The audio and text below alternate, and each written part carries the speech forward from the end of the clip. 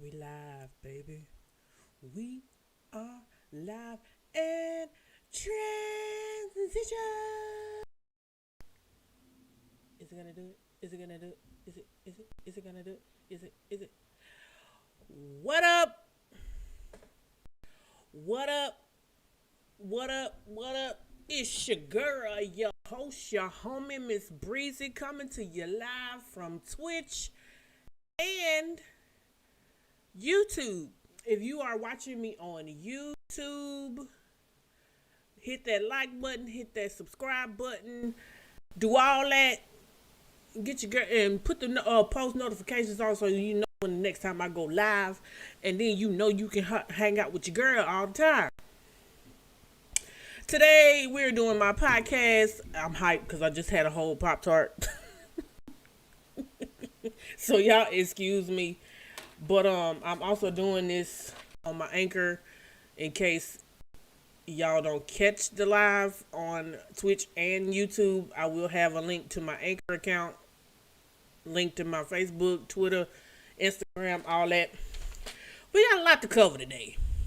First up, we just gonna talk. We just gonna talk for a little bit. All right, so y'all know that my boy, the GOAT, Brady, plays for the Tampa Bay Buccaneers. So, of course, you know, they just won the championship, and you know he was the Super Bowl MVP, and it gave him seven championships. So, he just recently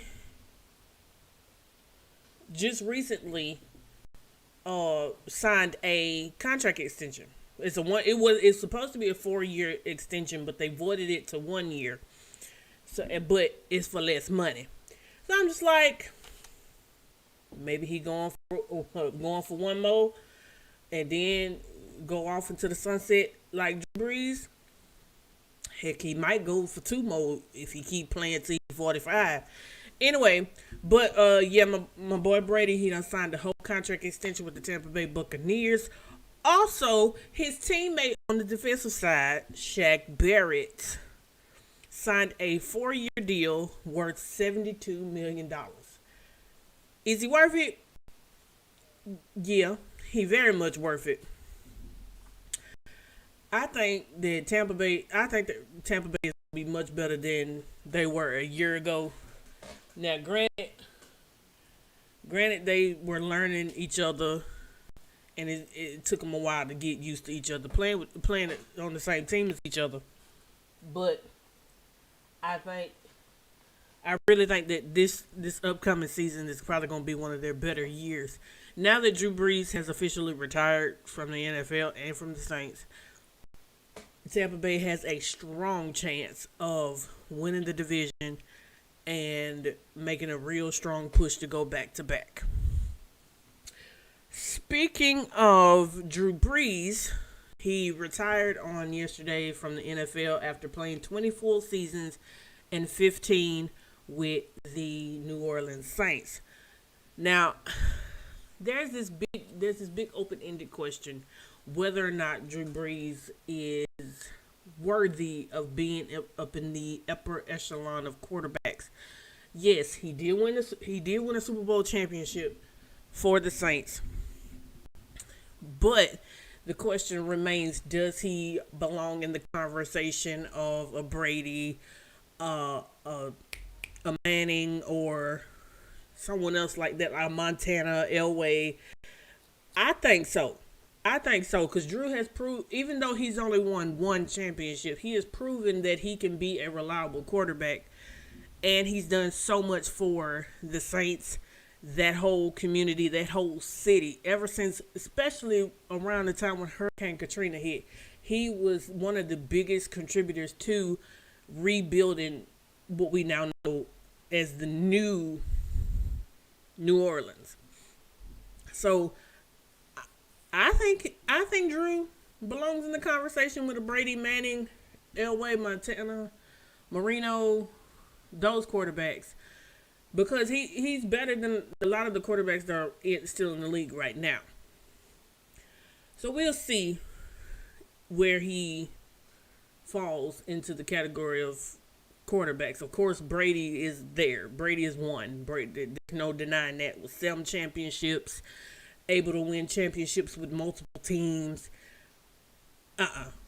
Undisputed GOAT, hands down. We'll have a conversation about that on a whole nother time, whole nother place. Anyway, we're going to talk about Dak Prescott. Dak Prescott also signed a new deal with the Dallas Cowboys. I do not know for sure what the deal was for, but he did. I know it was a 4-year deal, but I don't know for how much. I'm happy for Dak because he needed it. He was well deserving of that money, despite what other people may say about Dak Prescott. Everyone, if you didn't see how bad the Cowboys were after Dak's injury, then you need to check your eyes and your ears, because as soon as Dak was hurt, as soon as Dak got injured, the Cowboys season was just done. It was done.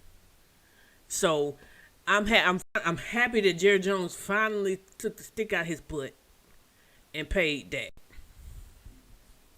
Now this whole thing with Russell Wilson and wanting to get out of Seattle, I don't blame him. I don't blame him at all. But I know Seattle is not going to want to trade Russell. So they're going to have to find a way to compensate him for his time and just let him do what's best for him. Not only what's best for him, but what's best for him, Sierra, and the kids. So whatever Seattle need to do, they need to do it and do it fast, because if there's a team, I know there's a few teams out there that really are gonna be pushing for Russell Wilson. So Seattle better find something quick, or he out. On the basketball side of things, there's a lot going on. There's a lot going on, specifically with the Lakers. Of course, Anthony Davis has been out with an injury, Achilles injury, and he is set to return sometime soon, but it won't be anytime soon. With an injury like that, you don't want to rush back. You want to take as much time to heal up and rest as possible, and just be at your best come time for like the playoffs and of course the finals. So come on, Anthony Davis, take your time. Do not try to rush back, because we do not need you injured. In case Anthony Davis is not able to come back during the regular season. Y'all excuse me, I'm trying to fix my sock. In case Anthony Davis is not able to come back during the regular season, I'm sure the Lakers will try to find some suitable replacement, well, not replacement, a fill-in for Anthony Davis. It won't replace his scoring, it won't replace his defense, but get them to the point where they can rely on the backup in case anything major happens. I know that the Lakers and the Nets are top suitors to get Andre Drummond if keyword if the Cavaliers decide to buy Andre's contract out. Now, will the Cavaliers do it? I don't know. We'll have to see. But yeah, that we'll have to see on the whole Andre Drummond thing. I think Andre Drummond would actually be a good fit for the Lakers. He wouldn't be the perfect fit. It wouldn't be the AD type fit, but it'd be a good enough fit for the team to have a suitable backup, just in case Anthony Davis needs to sit out longer than need be. So next, we will talk about AEW. Lord have mercy. It was a lot going on AEW. I am not recapping everything, but the two main things that came out of that episode last week. As many probably know, Cody Rhodes Cody and Brandy are expecting their first child, which is a baby girl. I'm happy for them.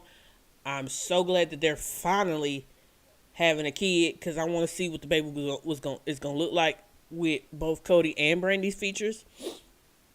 But with them having a girl, I'm expecting the girl to have a lot more of Brandy's features than Cody's.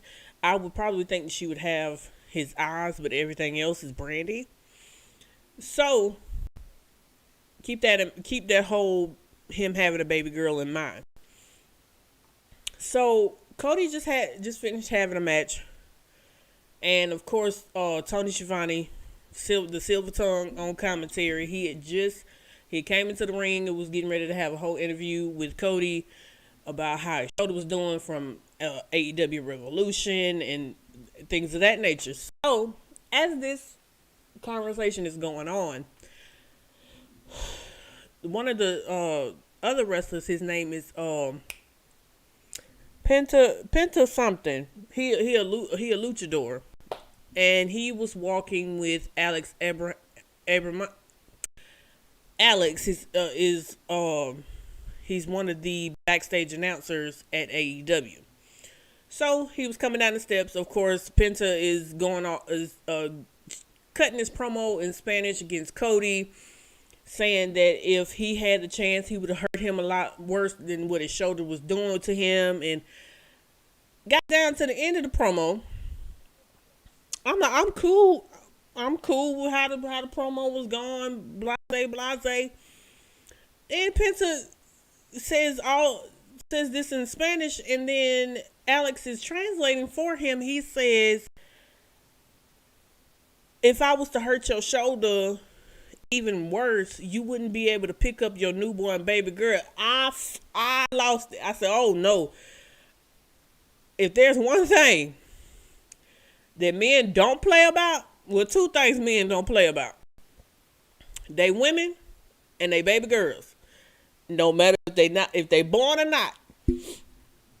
Men do not play when it come down to their baby girls. If somebody talking negative about their baby girls, they ready to go off. And when I tell you Cody was ready to throw hands, I was like, I have never seen this side of Cody, but I am excited to see this side of Cody now that he knows he's becoming a dad. That match, there's a match that's supposed to be happening between the two this coming Wednesday on Dynamite, which I will be streaming that Wednesday. Hopefully by that time I'll have me a green screen and I can do some other fancy stuff. And then the other major storyline that came out of Dynamite last week was the Inner Circle War Council. Now, anytime it has anything to do with MJF, Chris Jericho, and the gang, I'm just like, I'm not paying attention to it. But for some reason, I started to pay attention. So they're having this war council. They're talking about what's going on, how they can fix what's wrong, and all this other stuff that they was talking about. And as they were talking, Sammy Guevara pops up on the screen. Now, I'm like, okay, I know Sammy just quit the Inner Circle, so why is he back? And so, Sammy goes on to talk about, during the conversation that he and MJF had, he had been recording the whole time. And he had played back the video of him and Max having this conversation about kicking Chris Jericho out of the Inner Circle. I found that hilarious because I was like, how you going to kick out the leader of the Inner Circle? Really? So, of course, Jericho he don't take too kindly to this. So, I was like, well, this is not going to end well for MJF at all. So, Jericho started swinging that bat, looked at MJF, said, oh, really? Really, bro? This is what we doing? This is what we doing. I knew you was a scum from the beginning. I said the minute that MJF was entered into the Inner Circle weaving of the group. I said MJF gonna find a way to mess all this up. I can't cuss, but MJF is gonna find a way to mess all this up for everybody. So, um, Sammy also revealed when after Sammy tells the group that MJF wants to kick Jericho out of the inner circle. MJF is like, why would you listen to him? Da, da, da, da, da. The way he tried to weasel his way out of certain situations, but this time he couldn't weasel his way out because it was video evidence, video proof. So there was a whole beatdown that ensued. Blah blah blah. MJF tells Jericho after he thought that Santana and Ortiz were going to be on his side, MJF proceeds to tell the members of the actual inner circle that he had formed his own faction. So lights go out, lights come back up, and it is him, MJF, FTR, which consists of Dax Harwood and Cash Wheeler, formerly known as the Revival from WWE, and Shawn Spears. Basically trying to form their own version of the Four Horsemen. But I think I'm gonna get to that in a minute. Let's finish. So it was revealed that all four of them were in a faction together, along with Tully and somebody else. It was somebody else. Oh, and Wardlow. So the beatdown from this new faction is up against the inner circle, and MJF. It basically kicks Jericho in the head, making him bleed. Of course, you know that's not getting into that. So, gonna find out the fallout from that Wednesday. Also, for some reason I really need to know, but I don't really want to know.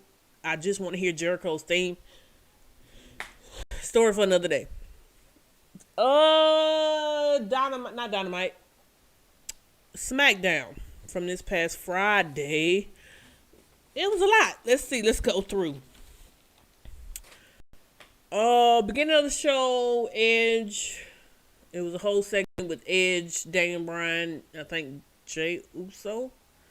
I don't remember. Talking about the upcoming match at Fastlane for Daniel Bryan and Roman Reigns and the contract signing later on that night.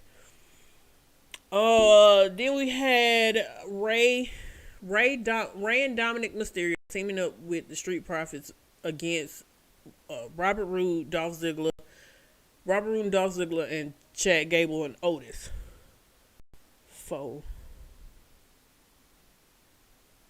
Okay. Yeah, that made sense. My bad. I was trying to think. I was like, wait, that didn't make sense. But the team of the Street Profits and the Mysterios defeated them. Also, big ups to Molly Holly for getting her WWE Hall of Fame nod. Much deserving. Happy for her.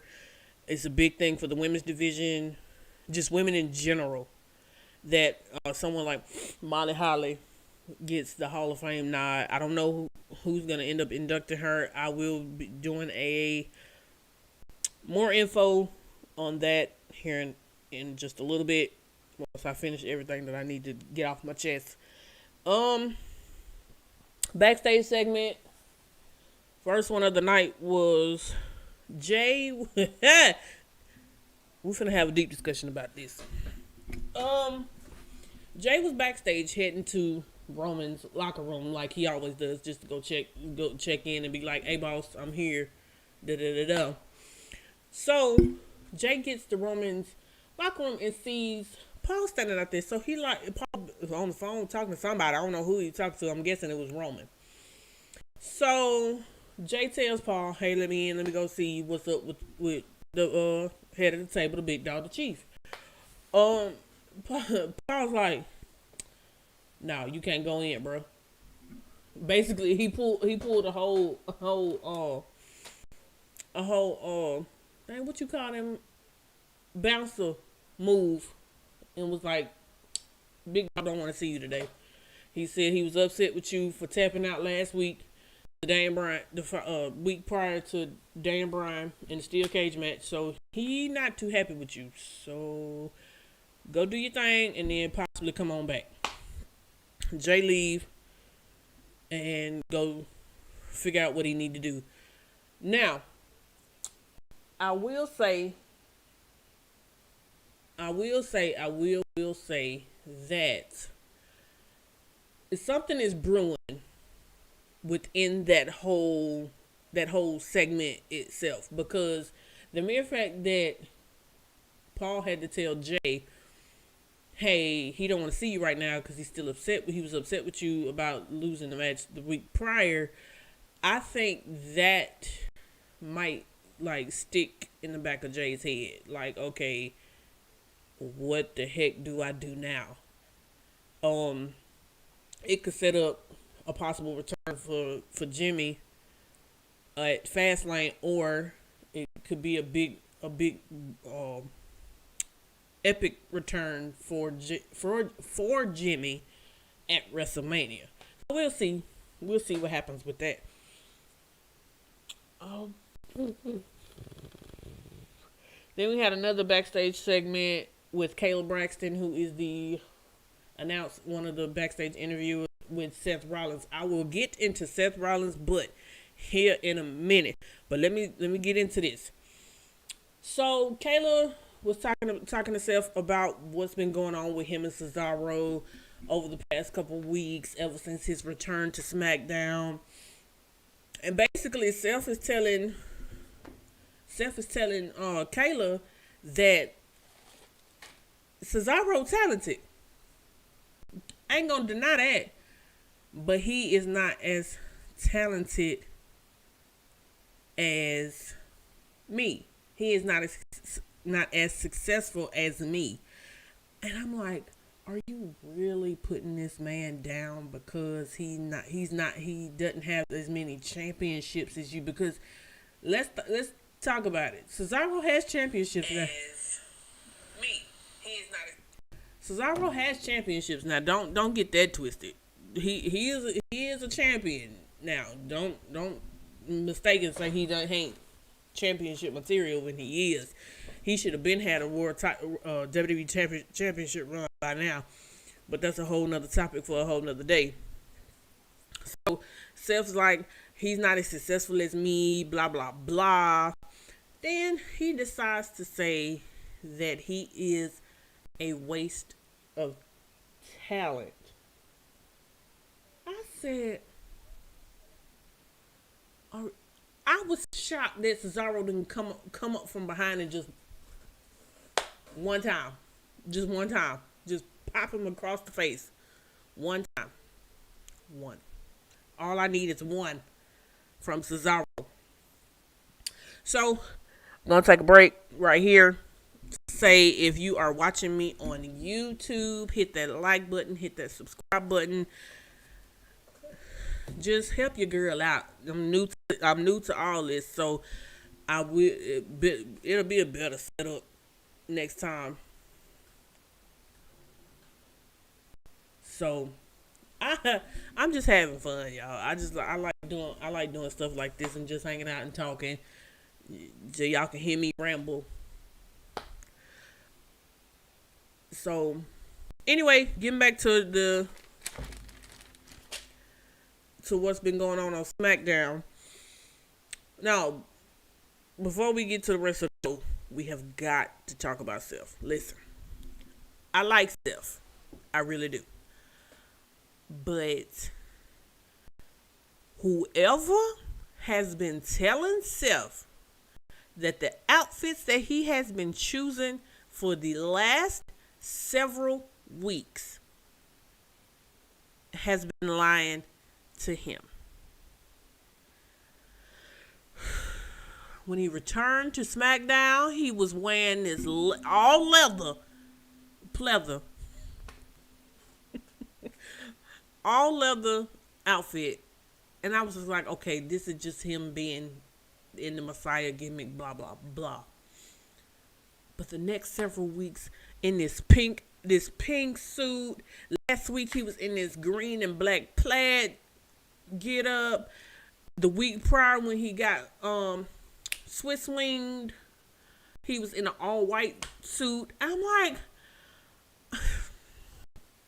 come on now, Seth. I know that you a whole dad now, that you just in your feelings and that you just having fun.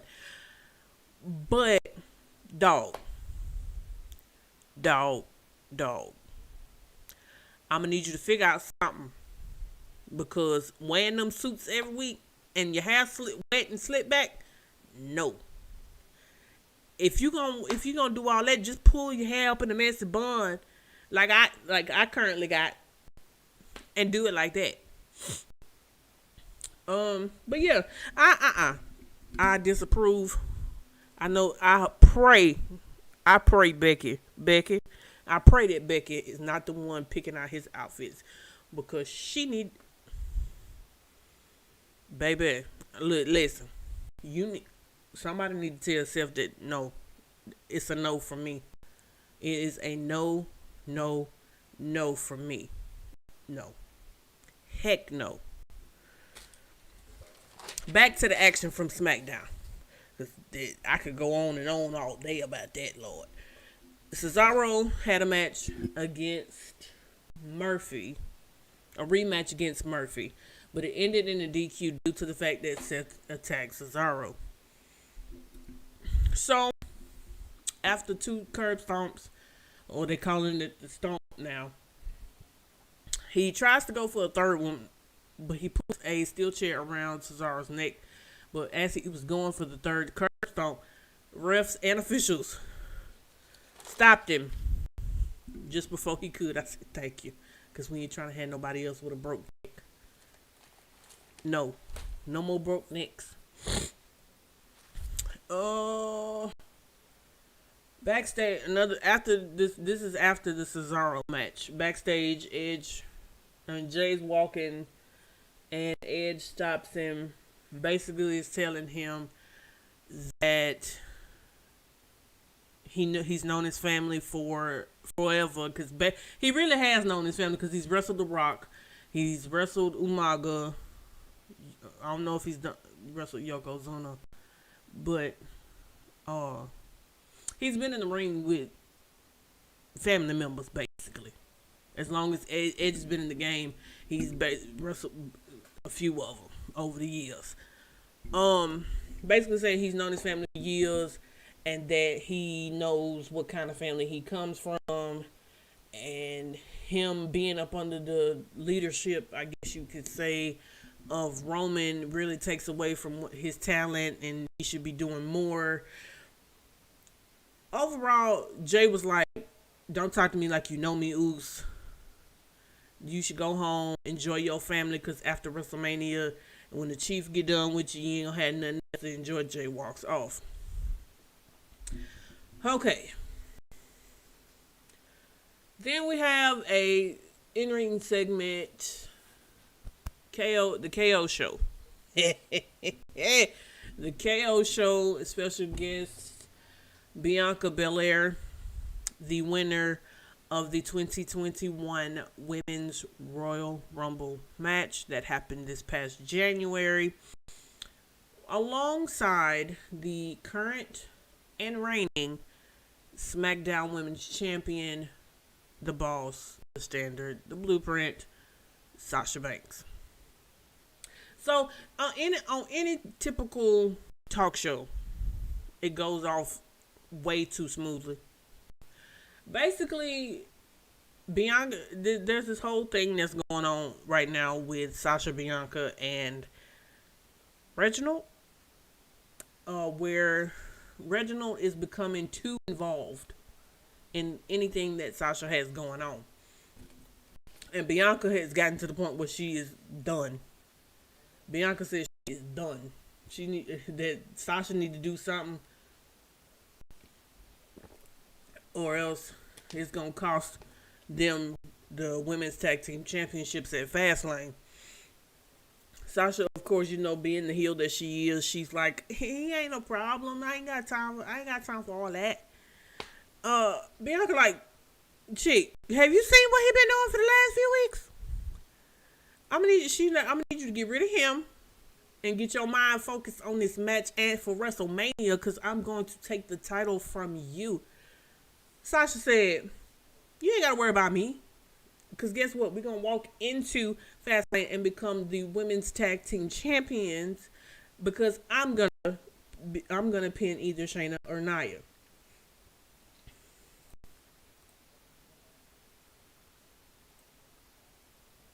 So Bianca was like, you know how typical black women are. She's like, girl, listen here. What you finna do is get rid of Reggie, because he got you distracted. He got you caught up. Get in your lane and let's get these titles. Sasha, Lord Jesus. Sasha, listen, I love me some Sasha Banks. I'm not gonna lie. I love Sasha. I love her swag, everything. But this chick said, I'm like the Michael Jordan of the women's division of WWE. And she looked at Bianca and was like, you could be the next, you could be LeBron James. I said, girl. Even I channeled my own inner Bianca and was like, girl, girl, no. So, music hits. Shayna, Nia, and Reggie come out there. Basically, it was like, y'all not winning the championships because y'all too dysfunctional, blase, blase. And then we segue into a tag team match. Bianca and Sasha versus Tamina and Natalya. Tamina and Natalya get the win due to the fact that Reggie was too busy trying to distract Sasha. After the match, Bianca was pissed. I don't blame her for being pissed, y'all. Bianca said, I'm going to need you to handle that. I'm going to need you to get rid of him. Let's get these titles, and then let's move on to WrestleMania so I can get this title from you. Then they get backstage. They still argue. Talking about, Then Sasha turns around and tells Bianca she's not taking the blame for the loss against Natalya and Tamina. She said she putting it all on Bianca. And then had the nerve to call her a rookie. I said, well, technically she a rookie on the main roster, but she's not a rookie. So that's gonna fuel everything for this Sunday at Fastlane. Big E had a whole segment where he was talking about everything that Apollo was doing to him, had done to him with the steel steps, and basically degrading him, saying that he is not deserving of the Intercontinental Championship, and that Apollo, that is going to take the title away from Big E, and he will not stop until he gets what he wants. In the meantime, in between time, Sami Zayn, of course, is still Sammy. Sammy, for some reason, is still on this kick that he basically the new R-Truth of talking about conspiracies. So Sammy and Big E ended up having a match for the Intercontinental Championship. Big E retained, which I didn't. There was not a shocker there. But after the match, Apollo attacks Big E from behind, like he always does. Basically, try to do the same things he was doing to him the first time he attacked him with the steel stairs. Crowd is booing. I'm booing too, because right now I do not like Apollo and this whole gimmick he got going on, because I feel like that's a disrespect to the whole country of Ghana. But that's just me. And then the accent just sent me. I was like, no. No.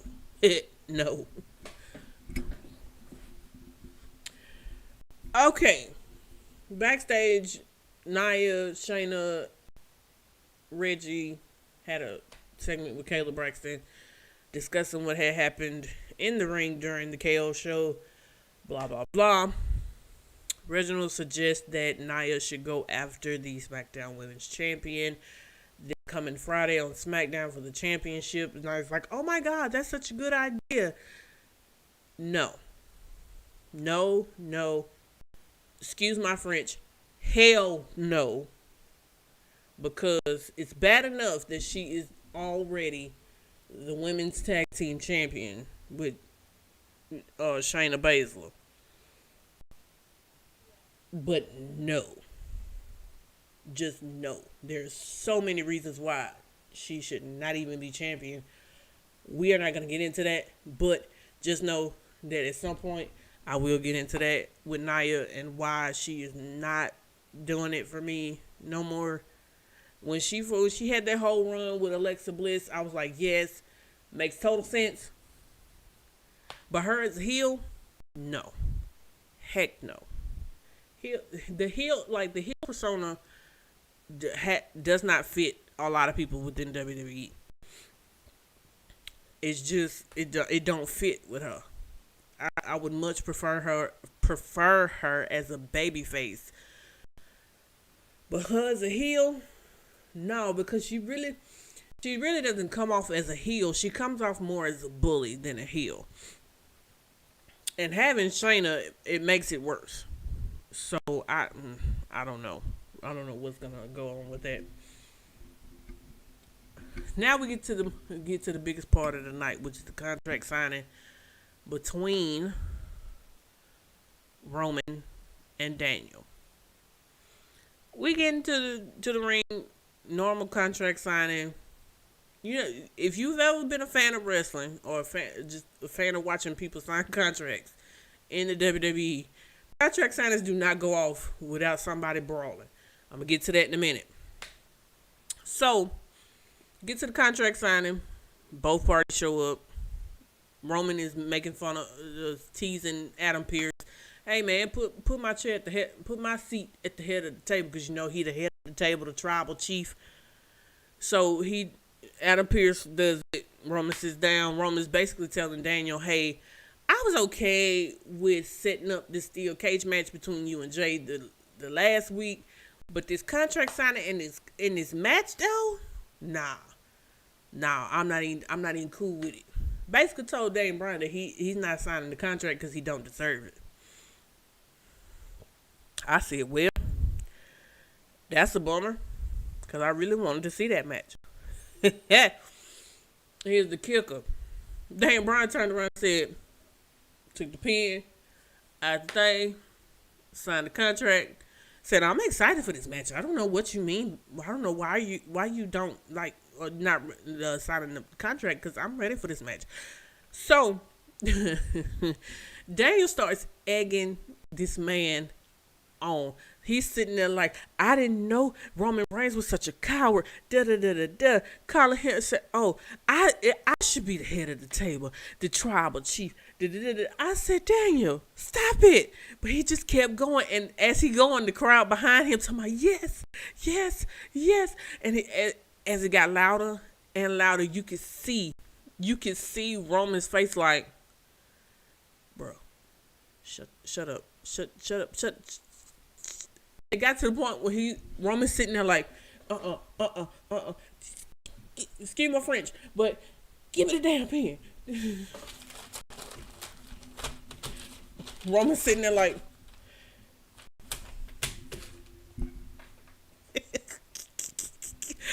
Roman was so agitated to the point he could not stand it.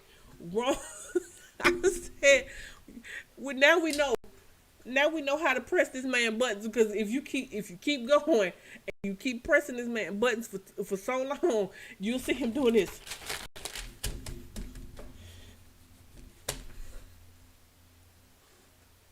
I couldn't help but laugh, because I was like, oh, my poor Roman. I laughed my butt off, man. I was like, dang, you let Daniel Bryan, of all people, press your button. Press that one button. And he was just like, I can't. And as soon as he signed the contract, Jay took the contract, showed it in Adam Pearce's chest, and so Adam Pearce is saying basically, we need a special enforcer for this match. By the end, Edge's music pops, plays, and he gets a pop from the audience like he should. And Edge is like, that sounds good to me. But let me take let's do it this way. How about I face Jay Uso in a match this coming Friday? Well, at that point, it was next Friday on SmackDown. The winner of that match gets to be the special enforcer at Fastlane.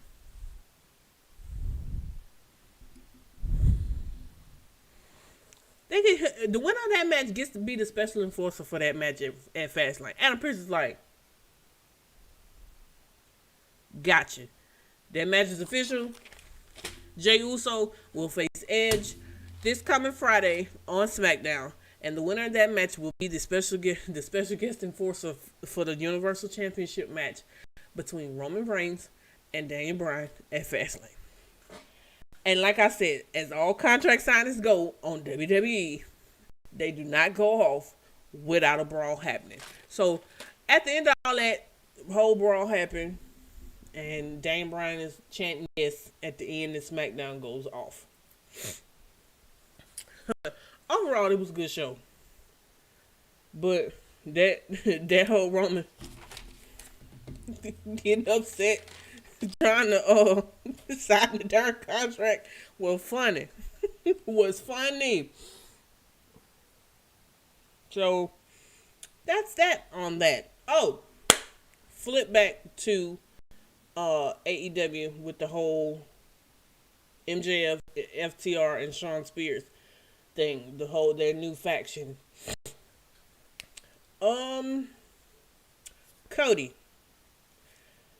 I noticed the week prior in the match that FTR and Tully Blanchard and Jurassic Express, if I'm not mistaken. At the end of that match, Arn Anderson came out, held up the foe, and I'm like, so is this a setup for them and them? Is FTR, Shawn Spears, MJF, and then possibly Cody? I think that would be brilliant, because having 5 dudes in a faction together running AEW, that would be hilarious, but it would also be epic as hell. Flipping over to the schedule, well, what's supposed to debut this week. And the first thing that's supposed to debut this week is the Justice League Snyder Cut, which is the actual Justice League movie, but with everything. The Snyder Cut is basically the extended version of Justice League. I think the first episode is on the 18th. So I'm excited for that. It's on HBO Max. So if you don't have HBO Max, you need to go ahead and get it. If you're a fan of DC and all the characters from DC, if you're a fan of Justice League, period, that'll be something to watch. Because I'm watching it. I want to see how it is. I've seen Justice League 1,000,000,001 times. So I'm excited to see what the Snyder Cut is going to look like for Thursday. And then on Friday, Disney Plus, Falcon and the Winter Soldier. I'm excited. I'm ready.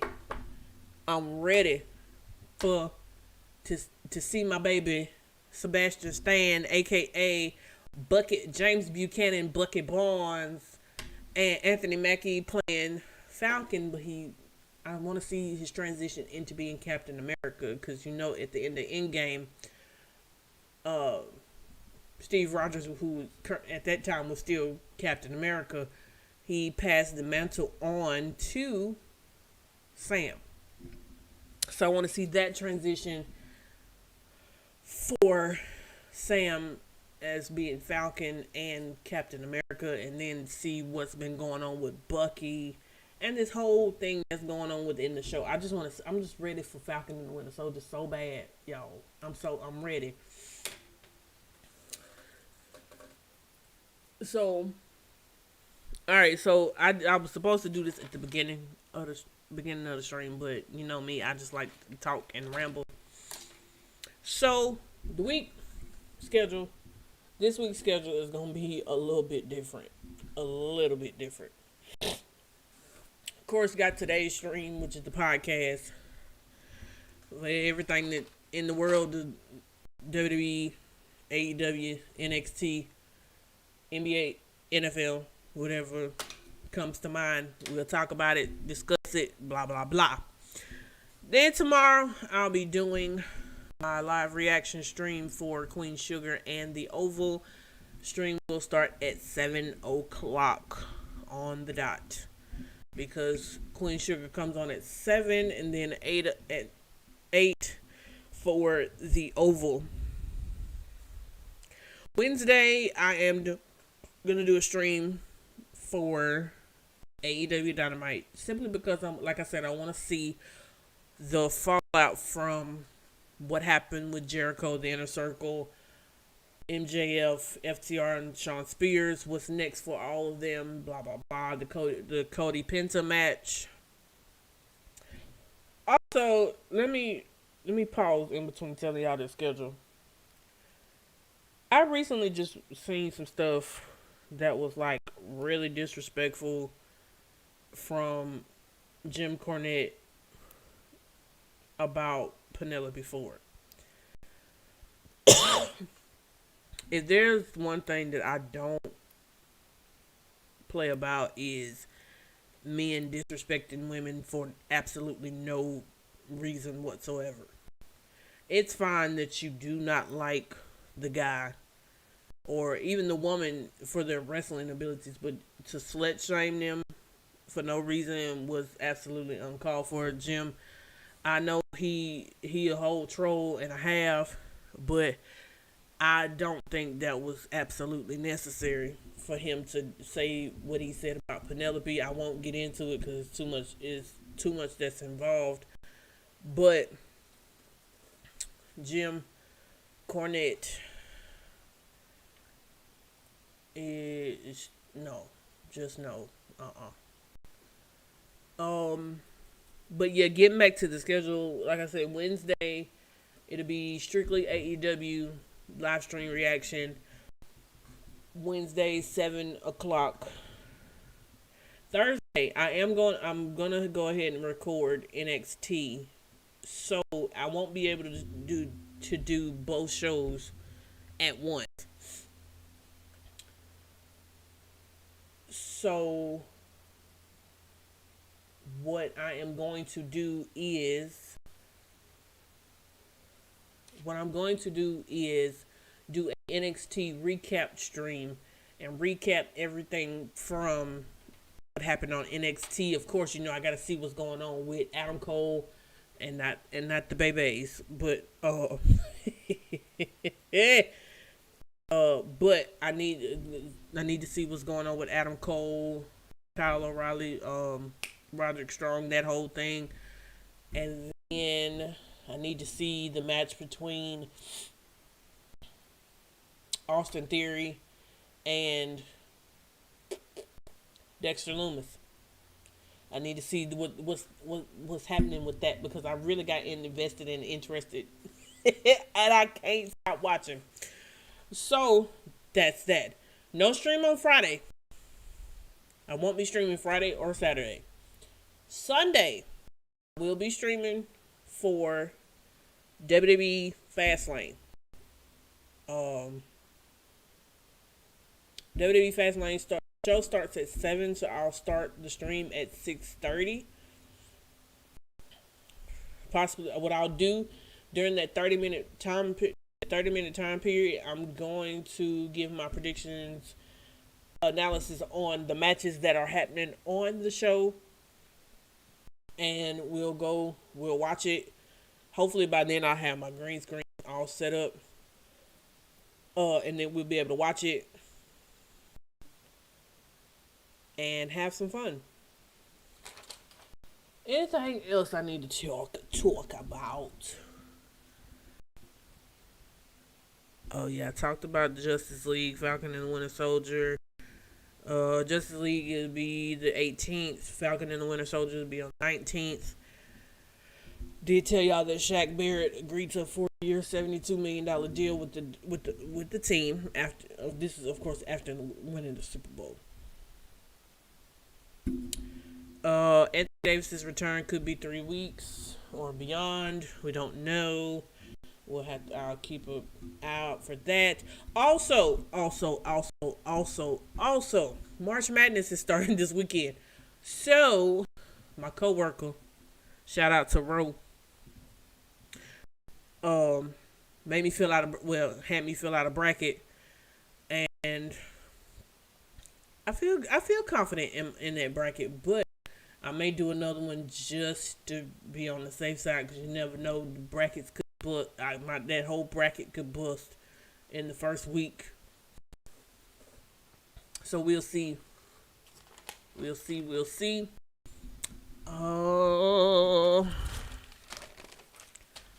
I miss anything on here? Oh, I did miss something. 2 things actually. Now that we know that Drew has officially retired from the NFL, he has now picked up a job with NBC Sports as a broadcaster. Gonna be interesting to see how that go, because he's a natural talker, and I'm sure his love of football will surely help him transition from on the field to broadcasting. So we'll see how that go. Also, with Drew's retirement, Taysom Hill, I don't know if he deserves this contract or not, but Taysom Hill has a 4-year, I can't talk, 4-year, $140 million deal. How? Please tell me where on Taysom Hill's resume it say that he just won a whole championship. Please show me where he has taken that team to at least to the Super Bowl. That he worth for a 4-year, $140 million deal. He ain't even had a full season when he had to prove himself. Now with this deal, he definitely going.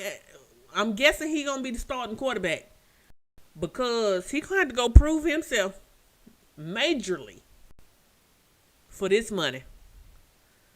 He gonna have to listen. He gonna have to go win the Saints the Super Bowl this year, since he done got this deal. I don't know, man. I ain't no backups commit that much. But anyway, I don't know how this is gonna go. We'll see. We'll see why in the world the Saints gave him that much money, and he ain't even really proved himself yet. Anyway, over probably sometime next week or the week after, I will lay out the full schedule for WrestleMania week, because there's a lot going on, and I had to end up streaming that whole week because there's like I said, a lot going on. I probably won't stream that Monday. Oh well, I do podcast that Monday. Tuesday is the Hall of Fame. Wednesday and Thursday are NXT Takeover nights, and then Friday is SmackDown. Saturday and Sunday is WrestleMania. So I figured out and update y'all on that schedule. Like I said, tomorrow I will be streaming for Queen Sugar and the Oval, starting at 7 o'clock sharp. I may run behind just a little bit, but I'm gonna try to start the stream tomorrow. Queen Sugar is at 7. The Oval is at 8. Wednesday, I will be streaming AEW Dynamite, giving my thoughts during the show and possibly my thoughts after the show. Thursday is the NXT recap stream. Just recapping everything from the show the previous night, because NXT and AEW Dynamite.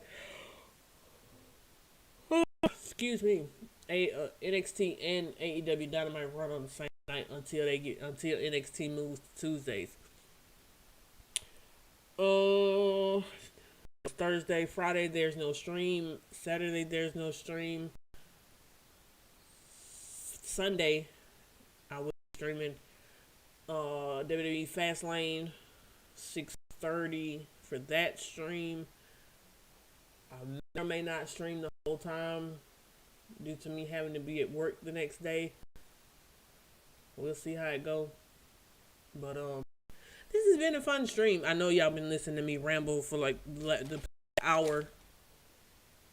And I enjoy talking. Like I said, I enjoy talking about things I love to talk about: sports, movies, TV shows. I'm gonna start doing. I know I do podcasts every Monday.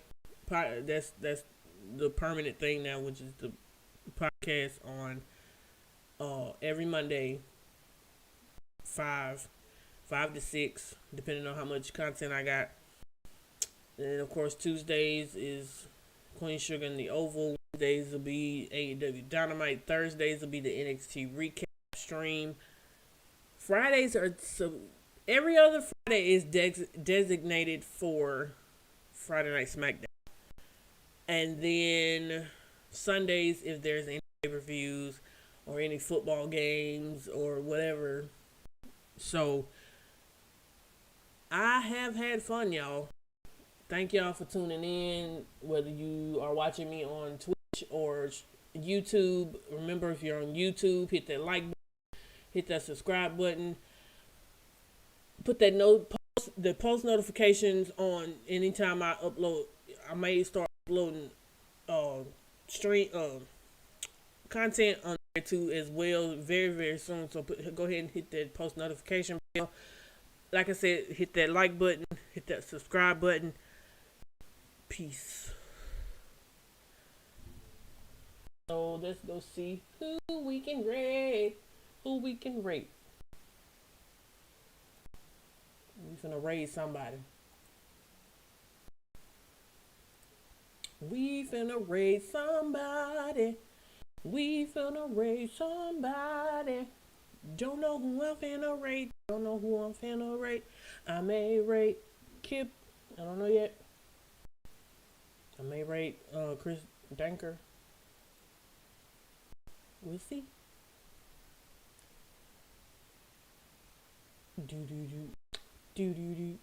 Hey,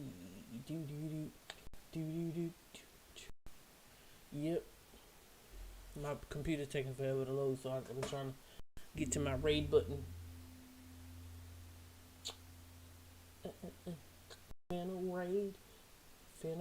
Finna raid somebody. Who can we raid? Let me look. We finna raid somebody. So, Danker, Kip, Nova, or Ali.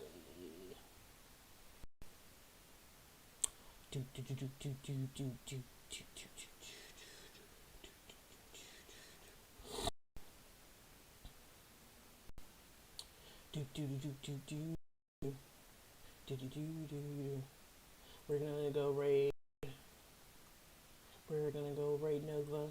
We're gonna go and raid Nova. We're gonna go ahead and raid Nova. Go over to Nova's account and tell her I sent you. I'm about to be over there in a minute to hang out with my girl, watching her play Fall Guys. I know she's probably won a couple crowns by now. But it's been real. It's your host, Miss Breezy. I will holler at y'all later.